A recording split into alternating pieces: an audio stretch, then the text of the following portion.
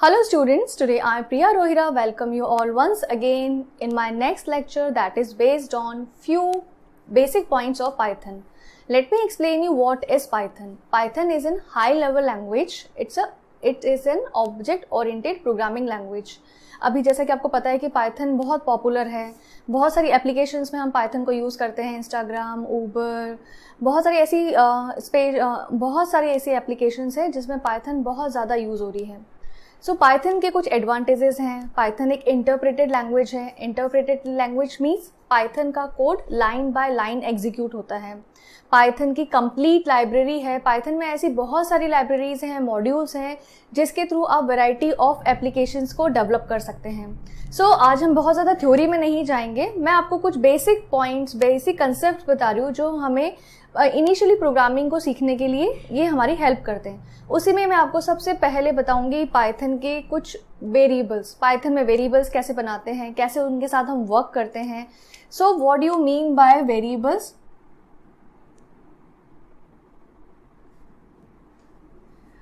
Python में variable definition बाकी other languages से थोड़ी सी डिफरेंस है. मीन्स मेमोरी लोकेशन जो पाइथन में होता है वो अदर लैंग्वेजेस के से डिफरेंट है. यहाँ हम इस पॉइंट को बहुत ज़्यादा डेप्थ में नहीं लेंगे बिकॉज ये पॉइंट्स मैं क्लास 11th आईपी या कंप्यूटर साइंस के अकॉर्डिंग आपको पढ़ा रही हूँ. तो पहले हम ये सीख जाएं कि वेरिएबल होते क्या हैं, इनको यूज़ कैसे करते हैं. ओके, सो वेरिएबल जैसे मैंने आपको एग्जाम्पल दिया, a = 10, b = 5. सो यहाँ पे a and b I am using some identifiers here. Okay, आप इस देख सकते हैं कि यहाँ पे मैंने कुछ वैल्यूज़ को इसमें स्टोर कर रखा है. सो जब भी मुझे कोई कैलकुलेशन की ज़रूरत पड़ेगी, so I need some named location. Named location means memory में आप इसको कैसे आइडेंटिफाई करेंगे. What is A representing, what is B is representing. So here a variable is an identifier which is holding some values जिसको हम आगे अपनी calculations में यूज़ कर सकते हैं. पाइथन में बहुत सारे तरीके हैं वेरिएबल्स को डिफाइन, वेरिएबल्स में वैल्यू असाइन करने के. हमारा फर्स्ट मेथड है. अगर मुझे कॉमन वैल्यू मल्टीपल वेरिएबल्स में असाइन करनी है, what does it mean? Just have a look at here. जैसे सपोज मैंने बोला a = b = c = 5 means a, b, c तीनों की वैल्यूज क्या होंगी यहाँ पे? 5. इन एनी अदर लैंग्वेजेस में ये फैसिलिटीज आपके पास में नहीं होती. पाइथन में आप एक साथ 3 वेरिएबल्स में एक कॉमन वैल्यूज को असाइन कर सकते हैं. माय नेक्स्ट वे, अगर मुझे तीनों में अलग अलग वेरिएबल चाहिए, so in place of equal sign I will use a, b, c 5, 10, 15. So you will not put equal, you will use comma to separate the variables a, b, c. So 5 will go in a, 10 will go in b and 15 will go in c. आप चाहते हैं तो ऐसे single भी आप अपनी values को assign कर सकते हैं. कॉमन वैल्यू है तो आप इस तरह से ले सकते हैं. And if you are having multiple values in multiple variables, so you can take this kind of you can take this method. So these two are only available in Python. Other languages में like C++, Java में हम ऐसे नहीं कर सकते. वहाँ पे आपको इंडिविजुअल अलग अलग लाइन्स में ही आपको वेरिएबल्स डिफाइन करने पड़ते हैं. Now I'm going to explain you identifiers. इससे पहले मैंने आपको वेरिएबल एक्सप्लेन किया था. सो वेरिएबल भी एक आइडेंटिफायर है. आपको लग रहा होगा कि आइडेंटिफायर मैं बाद में क्यों एक्सप्लेन कर रही हूँ, क्योंकि मुझे एक थोड़ा सा आपको प्रैक्टिकली फील देना था कि वेरिएबल, ये वर्ड हमने पहले सुना है, नहीं सुना है. Now what is identifier? So identifier can be a name for a variable, for a function, for any module, any package, any class.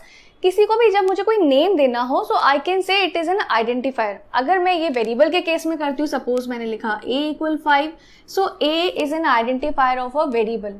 अगर मैं कोई फंक्शन बनाती हूँ, जैसे मैंने यहाँ पे लिखा पाइथन में फंक्शन बनाया def sum, so here sum is a identifier of a function. So identifier can be identify a variable name, a function name, a class name, so on. जो भी आप क्रिएट कर रहे हो उसको आप एक पर्टिकुलर कोई ना कोई नेम देते हो to identify it. That is an identifier. जब भी हम आइडेंटिफायर लेते हैं या किसी का हम नेम देते हैं, चाहे वो वेरिएबल का नेम हो, चाहे क्लास का नेम हो, there are having some sort of rules for that. What are the rules? Just have a look on here. My first rule, My first rule, a identifier should be start with an alphabet or underscore sign. So if a variable is an identifier, for example A1 is 15, so A1 is a identifier of a variable. यहाँ पे 15 किसको show करा है? A1 को.